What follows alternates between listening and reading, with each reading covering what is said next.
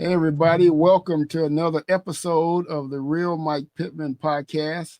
And joining me on the show here today from Springfield, Illinois, is Pastor Jerry W. Doss.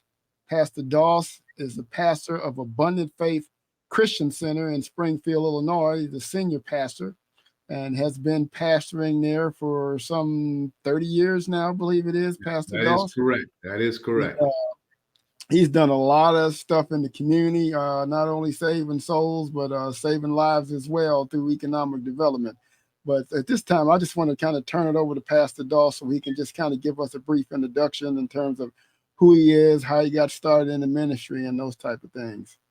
Thank you very much, Michael. I appreciate you inviting me to be a part of the show because it is an amazing journey. Anytime that you set out to maybe impact the lives of others is tremendously exciting and humbling too. So our journey as it relates to development started, it's kind of funny because it started in 1993.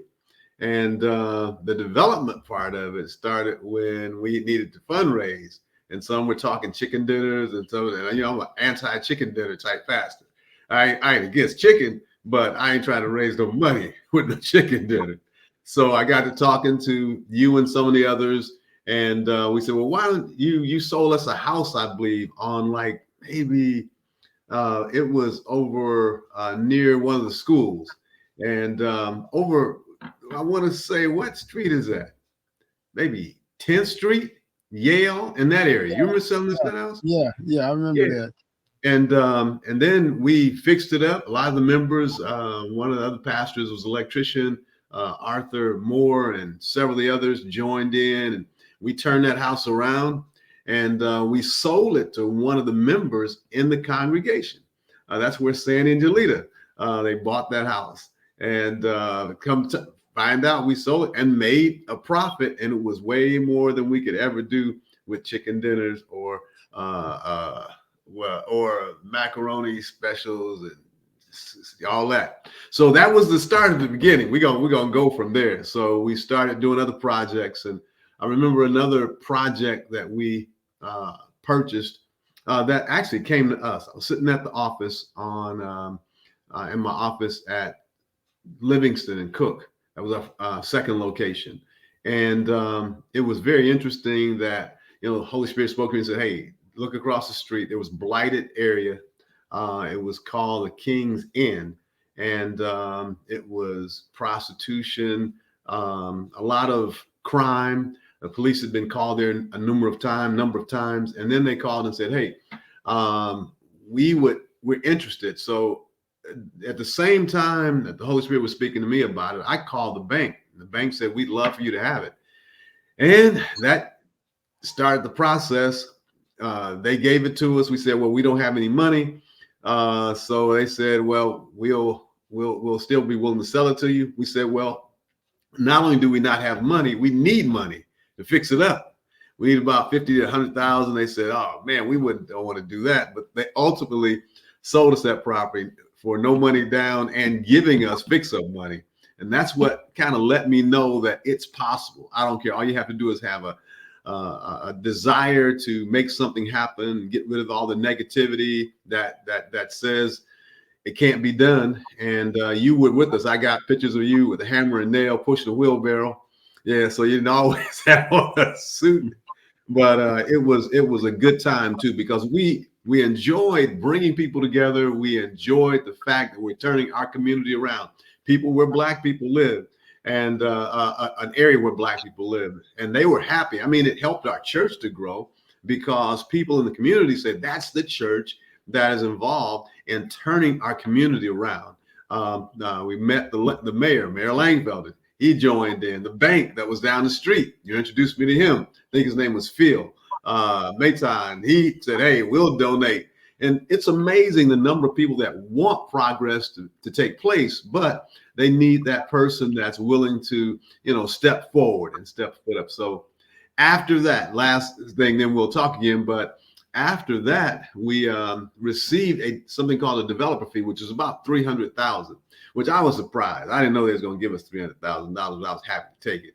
Yeah. So the first $300,000, we bought 30 acres of land, because that was the start. Now we understood how to start the process, how to connect with IDA, how to work with other organizations and banking facilities to get funds in order to do the groundwork for the pre-development and the competitive process for tax credits. And man, since then, man, we've been just going full force. We've got something else coming in the making as well. So, Mike, you've been with us through that journey as well. Yeah. So what started off as a church in our home ended up as 3 locations. We oversee ministries in Africa, in Mexico, in Europe. Our givers we're able to not only oversee them, but also bless them in a number of ways. We've gone to those areas and spoke, and also Europe as well. Man, God has been faithful. To think that something so small started in our living room or family room, and it's grown, and it's been a good journey. It's been a good journey. And how did you come about the name Abundant Faith? Because it seems like it's very appropriate in terms of some of the things that you all have accomplished over the years. That's a good question. And my wife is the one that I have to credit for that, because when it started, I knew it was going to be something faith, but I did, because we're big on faith. If God said it, we believe it. We're going to do it. We're going to walk in it. We walk by faith and not by sight. So we're going to say faith and Faith Church or something like that. And my wife said, since you're always talking about it, why don't we float in the abundance and let's go abundant faith? I said, well, that's a little lofty. That stretches me quite a bit. I said, why don't you just go faith? She said, no, God said abundant faith. So that's where we stuck with, wives sometimes overrule. So she did. And plus God was leading her. And it has always caused us to never be lackadaisical and stationary. She told me a long time ago, she don't mind following. I don't mind following you, but it's hard to follow a parked car. So I've always intended never be a parked car, but always moving. And she's always been there now. Yeah. 43 years, 3 children later. Yeah. And you have a son that's an engineer that's kind of in the construction field right now as well. He is, and he's enjoying himself. He was with me when we start the development on Taylor Avenue, and I remember showing him, and this is going to take place, and he would climb ladders and look at the different construction processes. And at the time, it was Constructs was working with us, and he got motivated, excited. And at that time, he made up his mind that he was going to be somewhere in the construction development, and he became an engineer. And man, he's been pursued quite a bit because there's a great need for African American engineers. In fact, when he was still a senior in Carbondale at Southern Illinois University, he received an offer for more money than I was making at the church as a senior in high school. I'm senior in college, so the demand is huge. Is huge. Yeah, and prior to you becoming a pastor, you were actually a businessman yourself in terms of owning property, and you also were in the trades as well. Could you tell us a little bit about that? Well, trades is still my heart. I have a business called Land of Lincoln Construction, and we do the work that that's generated from the three major properties, because we have over 200 units, and they need work after this long period of time. They need a roof, they need HVAC, they need electrical work, they need plumbing situation. So our Land of Lincoln Construction operates as an overseer. We hire subcontractors, and sometimes we do the work ourselves, but we vet them and we make sure there are plenty of people that look like us that are on the job. And it's a very amazing opportunity to give people opportunity from the community. One thing, and I'm gonna go back to we talked about, Mike, me when you always would encourage me, hey, you don't want to be on that roof the rest of your life. So my first job was at Henson Robinson, was doing heating and air conditioning. And it was quite a journey even getting the job, because they had to work with the Urban League and some of the other not-for-profits to even get in the door, because that's when there wasn't very many African Americans in the trade. Truth be known, there's still not that many per capita, if you will. And I was at one of the jobs today. My brother is a principal, Dr. Doss, and I spoke with him. He's showing me all the construction. O'Shea Builders is doing the work. One of the questions I asked him, I said, because it's like $100 million addition. And I said, man, he was showing me right. He said, hey, Pastor, this is going to be here. This is here. He's telling me, hey, this is my brother. Come on in, show me this. I'm thinking, like, there's one problem. I'm looking all around. I'm seeing welders. I'm seeing electricians. I'm seeing fitters, because they've got a lot of pipe they're laying because of sprinkler systems, et cetera, et cetera. And I said, man, where are the Black people? There's all these workers. I mean, literally hundreds of people there, and not one Black tradesman. I know it was challenging, even for myself, the times that I was called, the N-word. I was, they said, well, come up there and shake your Black so-and-so off the scaffold, and to have to go back to work. I knew I couldn't quit because I had a wife and children. So, hey, we got to do what we got to do. Y'all shake me off, I'm holding on for life. And many of them were from the country. I mean, they're rural, very rough, and the trades have been known to kind of foster that type of attitude. So I went through my first apprenticeship, and I was successful. They threatened to put lumps on my head and send me home to my mama because I didn't know my place. Put a snake in my truck one time, I almost had a wreck. And that's hammered my tools in the ground. I couldn't find them, but I didn't quit, man. So I think God was preparing me for what was to come. One of the things in life is that I don't care what happens, you can't throw your hands up and say, I give. Because when you give, then that's when the devil has his way. I'm like, nah, whatever comes, God is protecting me. So long story short, I went through a 4-year apprenticeship there, and then was celebrated at the end of it. It's amazing that you go through so much Hades, to be nice, and then at the end of it, they celebrate. Say, we're glad to have you. And now here's our Negro that we have working as the journeyman on our team. So it was quite interesting. And then after that, I still wanted to be. Well, while I was working, I was recruited from CWLP. They said, we'd like to have you on our team, because I had the contract out there, and I had to do all the minority jobs because there weren't that many in the trade, and they had to provide some type of, I hate to say quota, but they wanted to see a certain amount of minority on the job. They didn't. Well, guess what? I was a token. So Springfield Housing Authority, get a job. Guess what? Doss, you going over there. Hospital, get a job. Guess what? We want to see somebody. You're going over there. Finally, somebody said, we want you on our team. And when they did, and then explained to me that I'd have to go through an apprenticeship, another 4-year apprenticeship, and become a journeyman electrician and wireman, I said, yeah, let's do it. So I went through that process. Plus, it had a lot more, what would you call it? A lot more security. When you're working in the trades, you don't get paid vacation. You don't get a lot of paid holidays or that type of thing. But when I started working for CWLP, man, all that came with it. And plus, I must admit, the work was a lot lighter. I didn't have to do much climbing and this. I was working on things like enunciator panels, working on PLC logic boards and things like that, and which I like doing. So it was a lot of fun. Yeah. So I encourage people today to get into trades, especially if you're a young brother, a young sister. Man, get into trades. It pays now. You can make very good money. You make 6 figures easily. Yeah.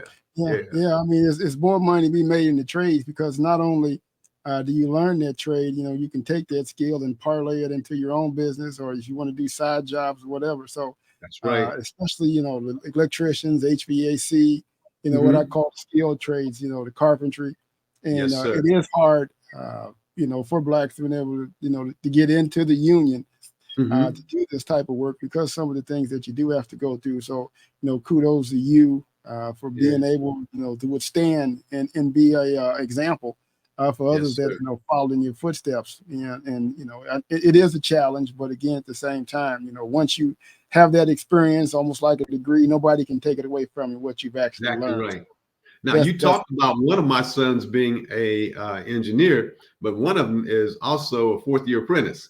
And oh yeah, Dion now, and it's amazing that some of the people that he worked with when he was just, they call him like basically a truck driver or a like a groundsman, they were okay with that. But when he told them he was going to want to be an electrician, he was going to apply, man, that was a whole lot of resistance.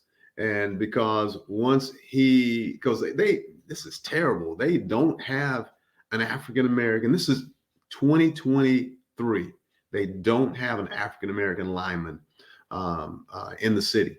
It's terrible. It's terrible. And Myron Hunter, he was the last one that went through the program successfully. He goes to our church as well. David, and this is, I don't want to sidetrack this, but David Alexander, sax player, he too was in the program and was put out of it. And because of, and here's the problem. A lot of it is subjective. If we have to, the journeymen have to write reports on their apprentice. So if you have an all-white team writing your reports, all-white JATC or Joint Apprenticeship Committee, they're all white, and your supervisor all white. And if they don't want you to pass or go through the program, they just say, we don't want you. We just write a bad report and say you get another when you're out of the program. So I pray that he will be out of he's fourth year, but even then they extended hours on him, like saying, hey, you got to work longer than everybody else. It's a buddy program. Regardless of how good you are, how hard you work, there's still those that do not want you to make that kind of progress or be at that same level. As long as you're below me, I'm okay. You're a good old boy. But you get to my level, or there's an opportunity for you to exceed me or excel me. Hey, nah, we can't have it. Yeah. So this is nothing new. But I thought we would have been farther though in 2023. That's what bothers me.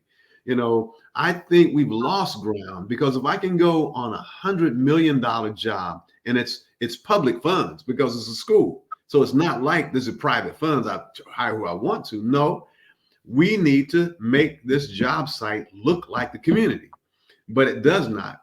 And I was halfway appalled with my brothers. I mean, why would you allow this? He says, they tell me that Black people don't want to do this job. And I have my questions about that response, because, anytime you can make $100,000 and not be on the streets, I think there's some people that would want to do that job that look like us. Yeah. I want, if anybody's listening, man, make sure you look into the trades, because you can make a good living. Yeah. Now, over the last 30 years, you guys have done, numerous developments. You talked about the King's Inn, which actually was an old dilapidated motel that you guys turned into apartments. I believe it was veterans were living there at one time. Yes, and they still do. And, you just kind of, it kind of morphed from there, into senior housing, as well as assisted living housing. That is correct. You guys have housing for battered women, That's right. People getting out of jail. So you guys have done an excellent job in terms of, reaching out to the community. We've had the saying before, don't tell me about Jesus when I'm hungry and I don't have a place to stay. Good point. Good point. So, not only, you guys trying to save souls there, you also trying to, make sure that they have a quality of life, and, and that's something that's very good. Now, tell us a little bit about the senior housing projects that you guys have been involved in, because I know these were multi-million-dollar projects that you got done some years ago, and they're probably paid for at this point. Yeah. So it's been an amazing journey, because the first one was just by faith, and that's the King's Inn. And it was just a move of faith. But the second was a little bit more calculated, because once we found out you can make $300,000 in developer fee, we said, man, it'd take a whole lot of chicken dinners and to get $300,000. So people were excited. Rawls, Timothy Rawls, and Sam, and this is my guy's name, Sandy Robinson. All those guys were like, "Hey, let's see what God has for us." So I had a very willing board. They also said, "Hey, in order to make this money, you have to set aside pre-development funds." And that's what kicks out most African Americans, because we needed that 300,000 not only to secure the land, the acreage, but we also needed for pre-development, like we needed a market study, you needed drawings, you need to have an idea of what it's going to cost, and so you need to get a contractor in that's going to give you a great assessment or evaluation of what this is going to look like at the end. You needed bankers on your team, and a lot of this cost money. So we have had up to $150,000 in pre-development fees before we could even apply for the project. This kicks out a lot of African Americans, not only African Americans, but anybody that don't have that kind of money sitting in the bank. But we set aside a development fund because we knew that was a part of our DNA. We knew that we just didn't want to be a part of the neighborhood on Sunday, but we wanted to be Monday through Saturday, all be involved. So with that being said, we took the $300, invested it in land, saved up some other money, and this is talking about walking by faith, because you don't know if this thing's going to happen. Many people was talking about, they said, they applied, they had like $100,000 invested in pre-development and didn't get it. I was like, hey, the devil is a lie. That ain't gonna be us. Because boy, they'll kick me out. You got $100,000 you gamble with, and now we don't have it anymore. Oh man, that would be, you'd be fired. So at any rate, it happened. It went through. The second project was, and God definitely wanted us to pursue housing and caring for seniors. And the first project is so heart-wrenching because we had an older lady named Rita Lemons, and she said that God spoke to her and said, "This is going to be my home." And, even though you're going through some challenges right now, it's going to happen. And then I found out later that other people have been praying as well. So when we were able to get with the architect, the engineers to do the design, turn the paperwork in, we were approved. Long story short, we built like a $15 million property, housed 67 seniors. As soon as we opened, people were ready to go. If I had known it was going to be that popular, I would have doubled it. I wish my faith had been twice that much, because the need for housing for seniors is great and growing, because seniors are living longer. They want quality housing. They have a fellowship arena where they get together. There's a place, a huge area for fellowship. They also have a place for fitness. They have a place for billiards. They have a place for a beauty shop. They have an ice cream parlor. Mike, you remember us having this vision a long time ago, and to see it come to fruition is very, very humbling. And, and the people there appreciate it. One of the ladies told me today, she says, "Man, this is my home." And I thank God for it. I love the people here. And of course, Mike, your mom was there. She was a staple of the very kind of in the beginning of it. So, man, we're thankful that God would use us in a way, because taking care of, widows and orphans is part of the assignment of the church, not just to have service. But we take it serious when the Lord says we need to take care of widows. And guess what, man? We're going to do that. So that was the second round. And plus, our developer fee was over $1 million. I was on 10 then. So it take a whole lot of dead chickens to do this one. Man, I'm talking about over $1 million. I said, man, we're going to do another one. So we looked at the next level of need, and it was seniors. This person was 55 and older. The next one we competed was 65 and older, and around the clock care. So it'd be supportive living. So 3 meals a day. You have a doctor, a director of nursing. We were able to employ many CNAs, several nurses. Now you're talking a bigger staff, and hiring people, a director, assistant director, director of wellness. We had also individuals that do things like just care for the kitchen, dietary. So here now we're actually establishing jobs. It's 50 or so jobs in just this one facility. There's about 3 or 4 jobs in the other one. So that's now you're talking about economy and helping the community, not just lip service, but you can say, I'm sending this person over and I want them to be interviewed. And if you really want to be strong about it, you say, tell them that the church sent you because we can push through because, they work for us.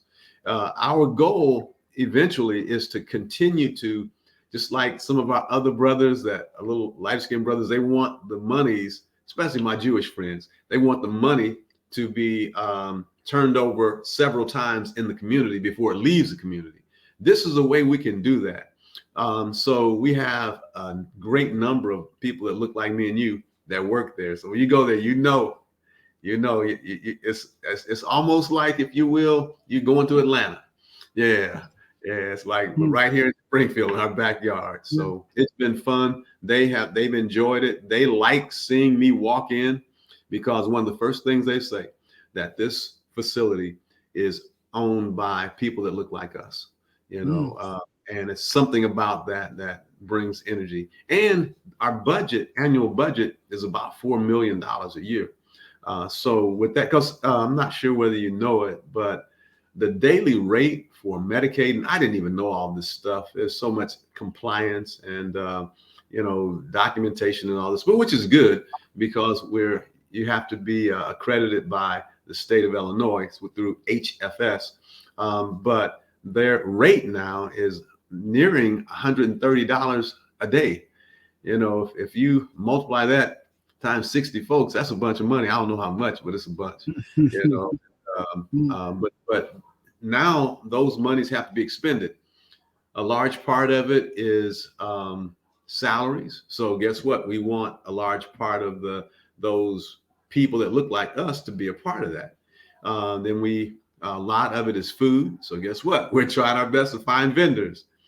Some of it is actually, what would you say, like snow and grass cutting and all that. Any services. Jermaine Ward is over there. He's been over there for the last couple of weeks doing some of the work there. And we have several other people that are doing roofing and fascia and after 15 years, you're going to need some renovation. So we're really excited about that. Training people, giving them opportunity, those that are ready. Hey man, it's a good journey. Yeah. And talking about dollars, and when we talk about the amount of monies that the Black churches take in on an annual basis, it's up to billions of dollars a year, and then to be able to leverage those dollars to do things in the community. You guys also started or invested to have a credit union as well, correct? Man, oh man, yes sir. It's been that credit union has been one of the strong components of the church because it started just by me talking one Sunday saying, hey, one day God is going to bless us, that our people will have our own financial institution because our people will not have to be subjected to predatory lending. And man, after I shared that on that particular Sunday, one of the people in the congregation told their boss, and their boss said, I want a meeting. So then we met, and she says, hey, you can start one yourself and you can put your own money in it, or we can give you this. We got declining membership in this other one, and it's got about $9 million. I said, well, we'll take the $9 million and spots on the board. So since then, it's been good. But the first story is there was a lady who, her 3 generations in our church. So she actually dies, and she leaves the house to her sons and daughters. They don't pay the taxes. The bank is getting ready to take the house, and they don't have enough money to pay the taxes. And their credit is bad, so they couldn't even get refinanced. So they came to us and said, hey, if we don't get this money to pay these taxes, we're going to lose the house. I wonder how many people have that same story. They just need enough to get over the hump. And then, long story short, we were able to provide a loan for them. They paid their taxes. They still have the house today. And it saved that. And I'm so happy to do it for, not just for them, but for their mother that passed on. Stories like that make it all worthwhile. And there's a lot of people that I rent a center. I hope, Black folk own it on here, but Rent-A-Center, fast cash, payday loan, all that stuff, man. I got ripped off when I was beneficial finance. They charged me 44% interest. I was 18 years old, didn't know what I was doing, but I knew I need $400. And man, I had never paid so much for $400 before in my life. 44% interest. Man, we're not doing it. And I said, we don't want anybody else to fall in this trap. So yeah. So it's been good. The credit union's been good. And just so Mike, you know that we've developed probably over nearly $15 million worth of development since we've begun. Yeah, Mm. 50 million, Oh, because each one get 50 million. We did one was about 14, something else about 15, Kings Court twice. So, and then the facilities, other buildings that we have, even the Haven House, the Haven Apartments, and the Haven House, another story. And you remember that too, because one of the, when you talk about church, oftentimes you say, well, let's just go pray. Somebody says, well, I got some issues at home. And this is what caused me to change my mind about marriage and about people staying together and when they should go on about their business. Well, they had come to me and said they had domestic issues, but it wasn't until the police called me and said, hey, we've had a murder, and so was found dead in a puddle of blood, and we believe her husband did it. Well, after that, I said, no longer just counseling. We need to actually get that woman or that man, whoever's the abuser, out of the house, and get that person in a safe place. And then that's when we bought the Haven House, because we said no longer will this won't happen again on our watch, because most time they say, well, you stay with that person. So well, you don't know they got a 9mm and they talk about shooting me. Stay with them, pray. That's all good, but we're going to be in a location that's safe until things calm down or turn around. So I changed my mindset about there's no time to leave the house and you should always stay with your spouse. But if it's getting violent, we want to provide a safe haven for you. That's why we call it Haven House and Haven Apartments. So right now we still take care of about 10 families. And man, it's been a blessing. One lady, I keep having stories because you got 30 years of stories. One lady came to me, and I didn't know her. Beautiful lady, very educated. And I said, "Do I know you?" She says, "Well, yes." And she says, "You should."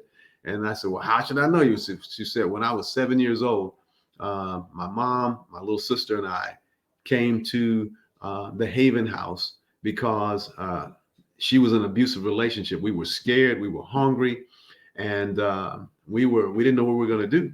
We were nervous." And she said that when we got there, they gave us food, they took care of us, et cetera, and went on. And she said, I made up in my mind right then that when I get older, I'm going to be a social worker. I'm going to take care of women.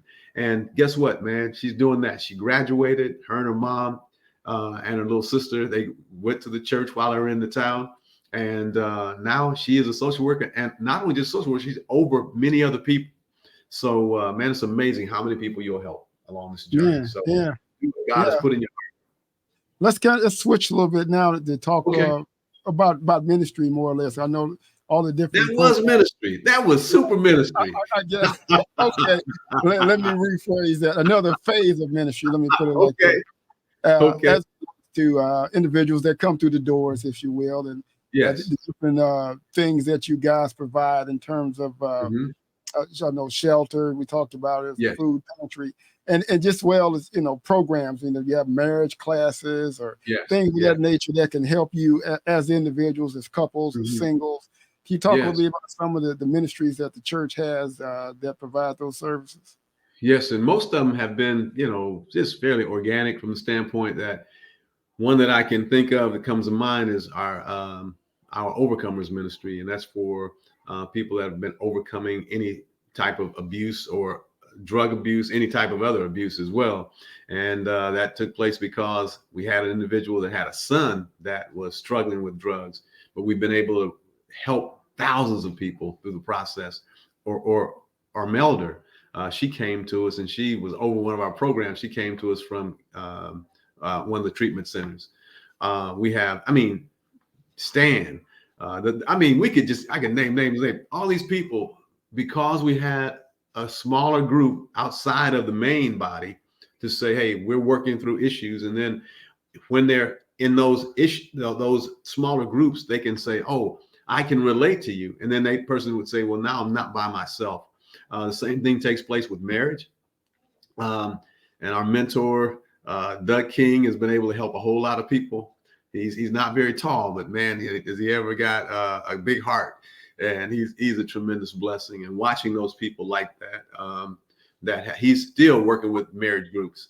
He's helped my wife and I, and I'm so glad to have somebody I can go to, even in the midst of sometimes pastors don't have those outlets, but we're people too. We have issues. We get in the flesh, Jita don't always act right, so therefore you gotta know what to do. Yeah. So we go ahead, Mike. Yeah, I was just going to say, when you're talking about, ministry, I know you guys are a non-denominational church. And my question is that, do you think that denominational barriers really keep some of the churches from really being able to work together in the pool of resources and pool of dollars to do even bigger things? What's your take on, I guess, on denominational barriers, if you will? Yeah. Well, the word denomination means to divide. When you go to the bank and they say, well, what denominations do you want? How do you want it divided?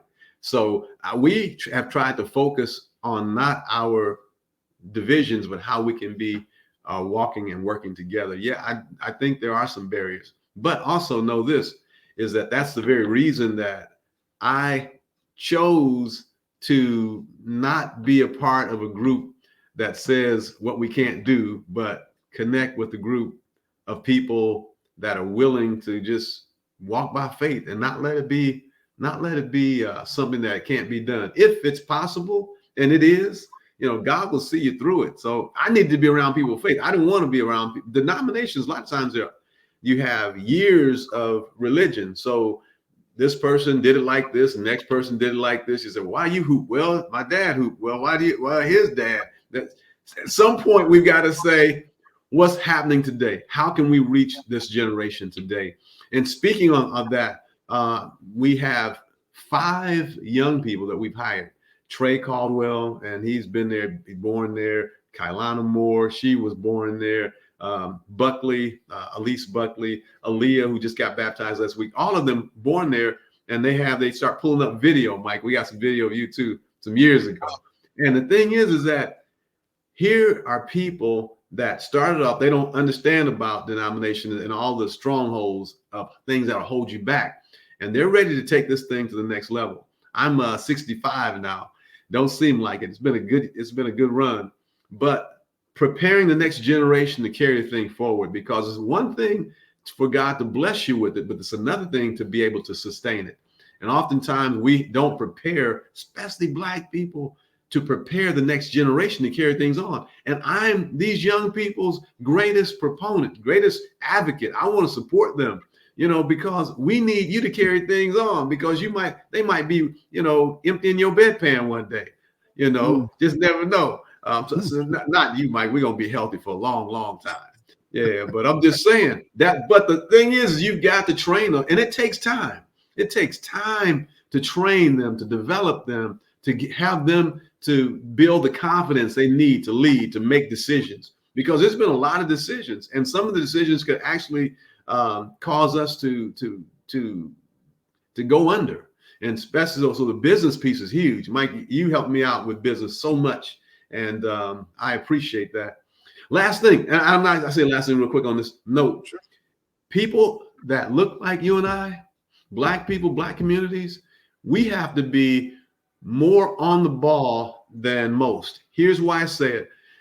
There was a big article in the newspaper today, or yesterday's Illinois Times, about grants that were maybe perhaps misappropriate or not. They said inconsistencies in grants. They listed all these Black organizations. They listed everything. And I agree that some of it looks suspect. But by the same token, what about on the other side of town? They got all kind of grants. They get more money than you could ever think about. Not that they talk about 40,000 here and 30,000 or 12,000 here and making a big deal of it. But there are there are millions of dollars that go to other organizations, that go to other groups, and they spend monies how they want to. There's no spotlight on them.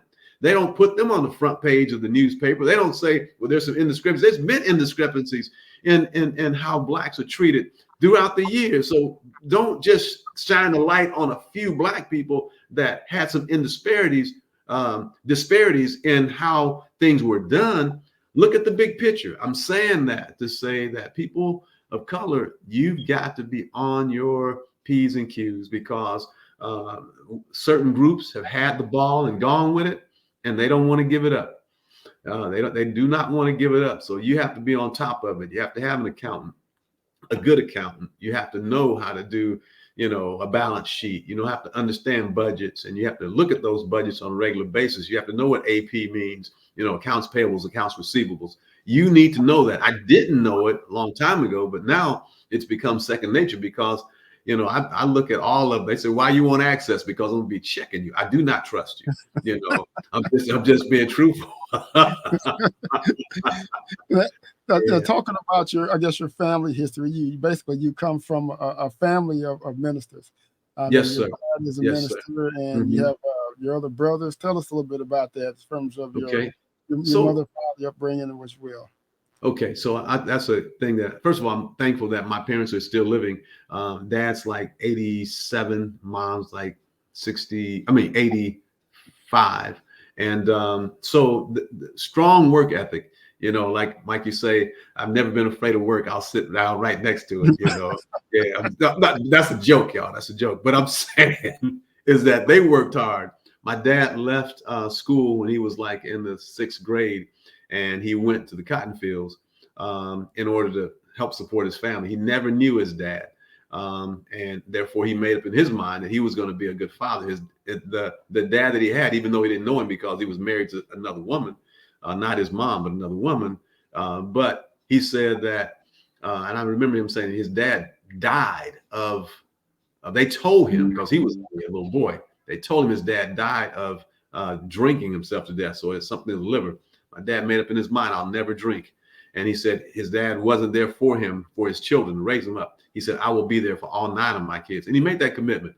So he left and came to Springfield. When he did, and my mom and all the kids, he wanted to show us a better way. Hard worker. And I'm just turning this out. That's, believe it or not, that's Mother Bowie calling. Yeah. So, but hard worker. Then he trained us. He got saved when he was like maybe 19 or 20. And my mom saved, filled with the Holy Ghost. And they was real strict on us. They was at an apostolic church at the time in New York. And they wanted to be, everybody got baptized in Jesus' name. And it was a powerful time, very powerful time for them. They tell us now, long story short, he's retired. He's still pastoring. My mom is still there working by his side. He has 4 children that are pastors. My sister, she has a doctorate in theology. My brother, he's a doctor and also a principal. And then I guess I'm the lonely one. I don't have a doctorate degree, but I got Jesus. And that's enough. But then I got another brother, Cece. He is an evangelist, and he's also a pastor. And then I got another sister that's married to a pastor. So it's a lot. And my mom, she prayed over us and wouldn't let us do very much because she wanted to make sure she kept us on the straight and narrow. Now I appreciate it, and I'm glad that our moms are good friends because it's something about having a praying mom.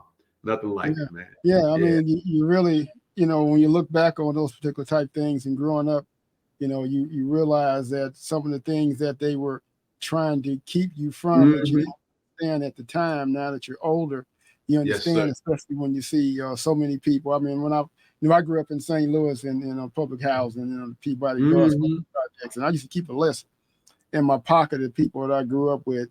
After it got to about 28 people on the list, I just stopped keeping the people that are dead. Wow. I grew up with either overdosed, shot, killed in a dice game. I mean, I don't know how many people died in dice games or whatever. It just, and then I look back on that, and some of the things that, you were able to I guess, be covered in prayer, if you will, knowing that you Yes, you know, sir. money Yes, is sir. praying for you. And so, I mean, that means a lot, you know, and it's, it It's transfers huge. on over to your kids as well. So I understand that, it's definitely a Yeah. key aspect.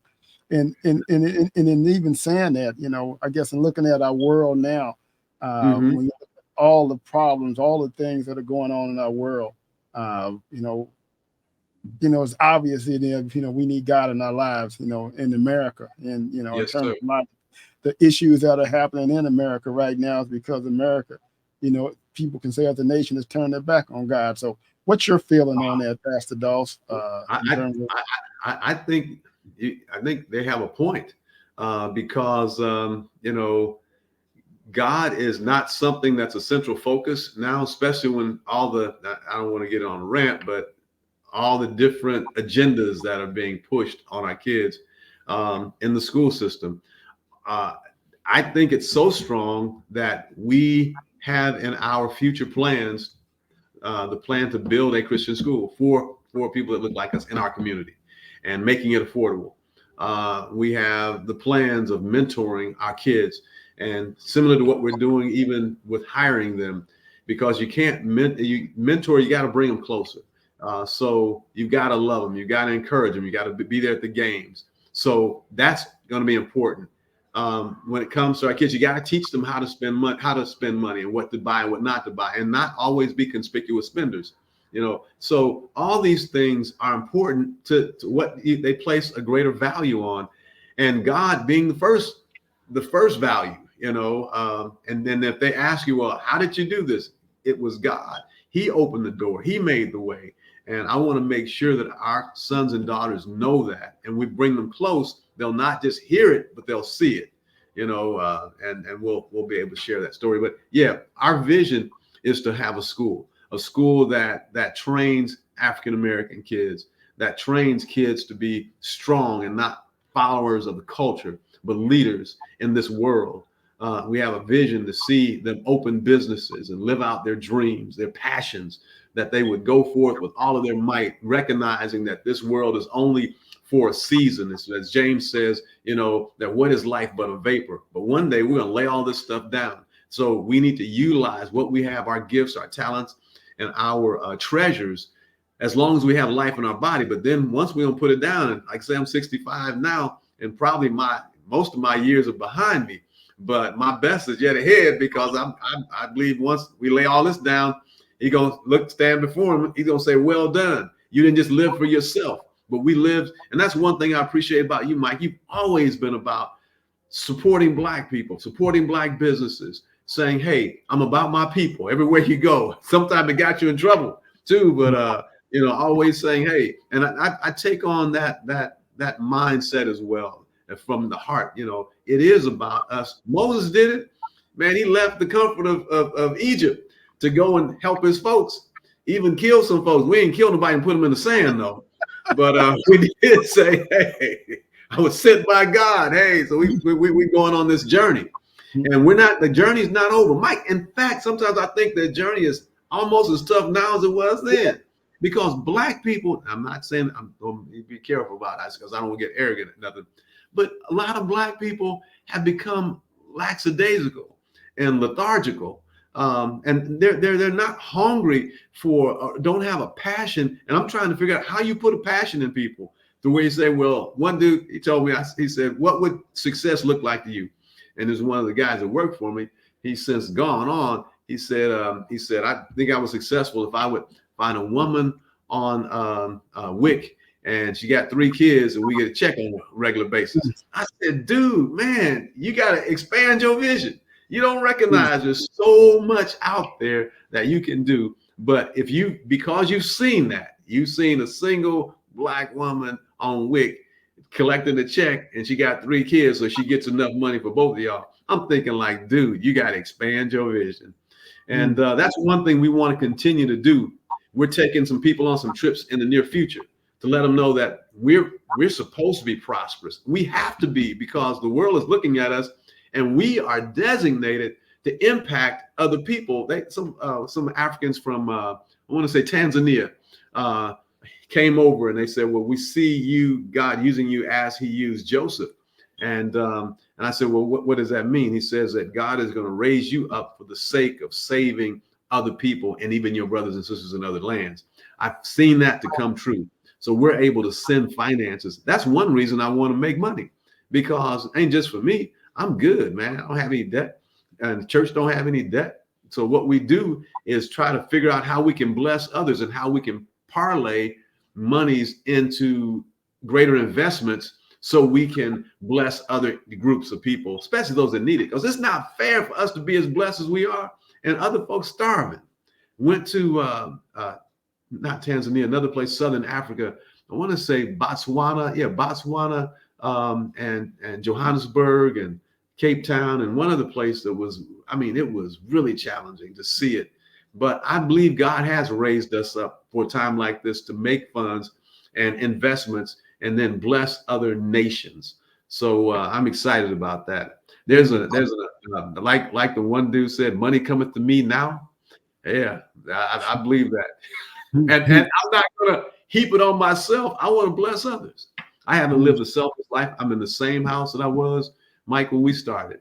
I cars ain't a big deal for me.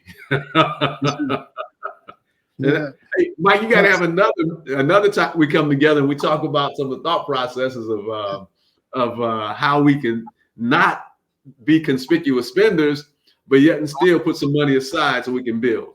Yeah. Our people need that. Yeah. What do you see, Pastor Dawson? Just a couple more questions for you, and I'll let you go. I've enjoyed this conversation. But what do you see yourself for Abundant Faith Church, say 5 years from now?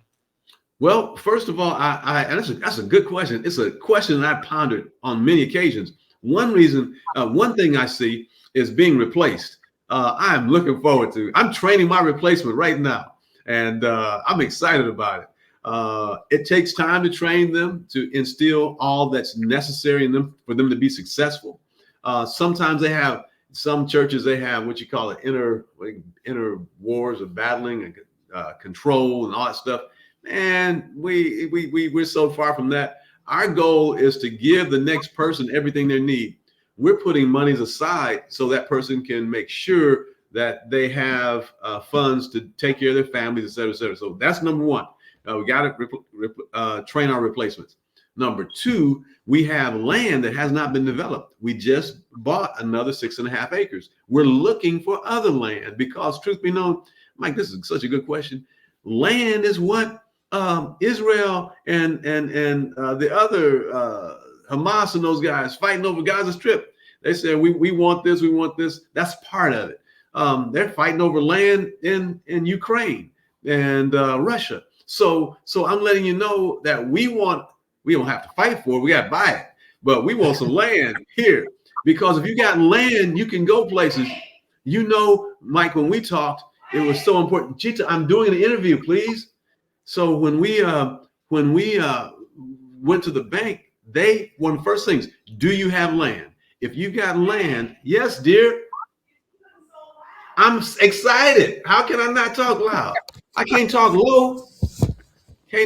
She said, be quiet. But this is a passion of mine.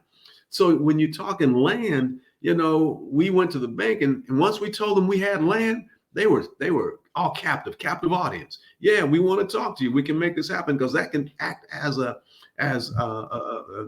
collateral. So here's what we want to do. I want to purchase several hundred acres. I'm looking at some right now, and I know I probably won't be there to see it. But when I'm coming talks about to develop it all, and if the Lord delay is coming, the next generation will say, man, they were thinking really forward thinking to buy 100 acres in this area so we would be blessed. So that's part of it. Another aspect, I definitely want to utilize everything that we've learned to pass on to the next generation, to pour into them, because one of the things, you cannot give a person a lot of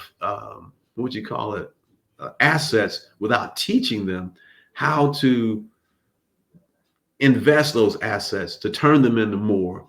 I recently gave another story, but I recently gave my kids some money while I'm living to see how they would invest it. And then, you can see what they'll do and what they won't do. And then you say, I wouldn't have done that. That's irresponsible. So why are you doing this? You can make those decisions and help them in the decision-making process. That's another part. Another thing I want to do is, which has been a blessing to me, my marriage, my family, my children. That's been a very important part of my life. I want them to know that you don't want to go through life without making commitment to one woman. Mike, I've only had one woman, for 43 years. As you can tell, she, get me doing this, but only one, and that's all I planned on having. and I had 3 children. I don't have, a bunch of different things. I want to let them know that one woman is enough. You don't need a whole bunch. And we've always been holding each other accountable, not to put ourselves in a position to get in a situation where you would be tempted in a way that you would slip, because we've seen a lot of powerful black men, white men too, fall because of certain things. We want to encourage those men, man, be true to one woman. I know the sisters is going to be listening. They're going to be saying, amen, brother, amen. They're going to want to bring me to preach at their church. Yeah. I'm just saying. Man. Those are some things we want to pass on, man. Yeah. Well, Pastor Dawson, I really enjoyed this interview. Is there anything else you'd like to add or talk about that maybe we didn't touch on in terms of Abundant Faith, some of the things that you guys are doing, or share some of the plans that you guys have? I know you talked about the 100 acres that you'd like to buy, but anything else that you'd like to share?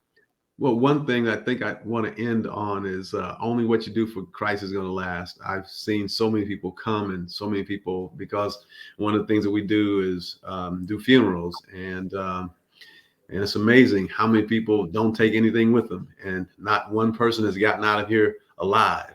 They was in the box, and I know that was only their remains, but make sure that what you do it for God, because what is this life but a vapor?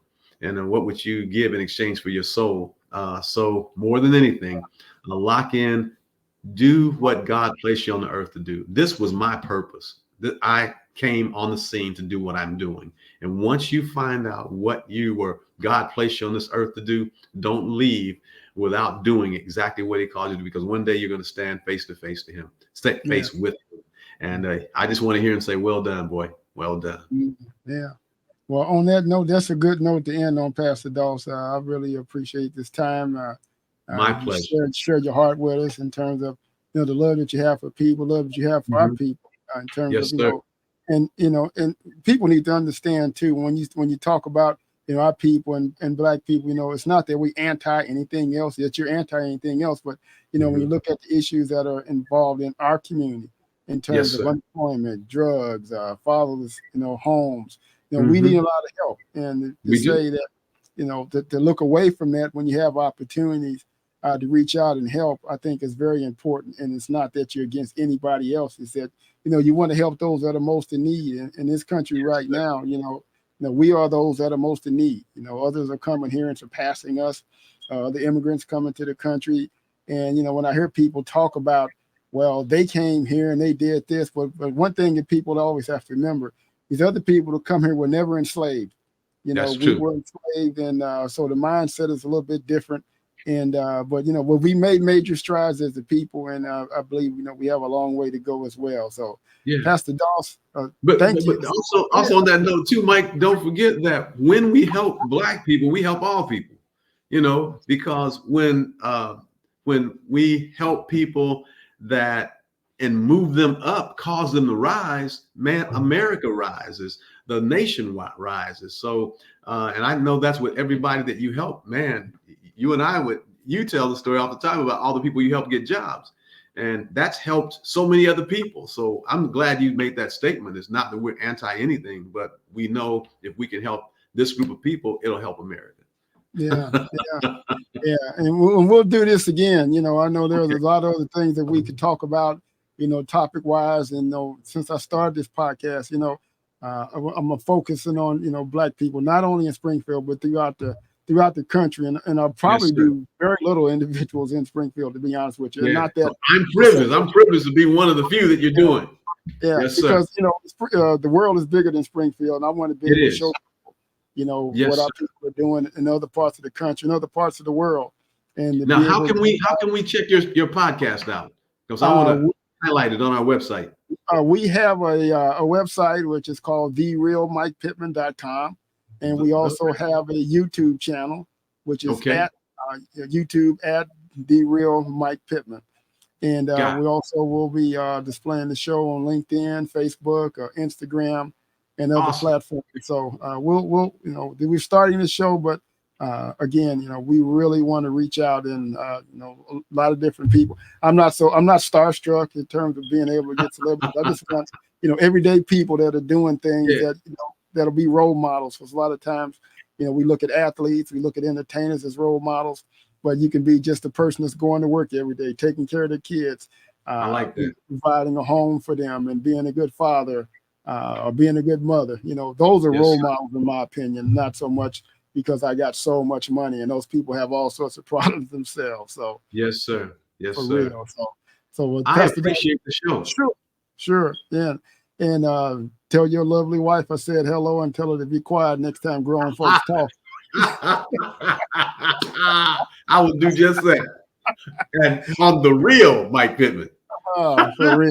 Yes, I'm sir. going to end the recording now, but if you would just stay on just a few minutes just to make sure that everything loaded properly. Okay. Thank you.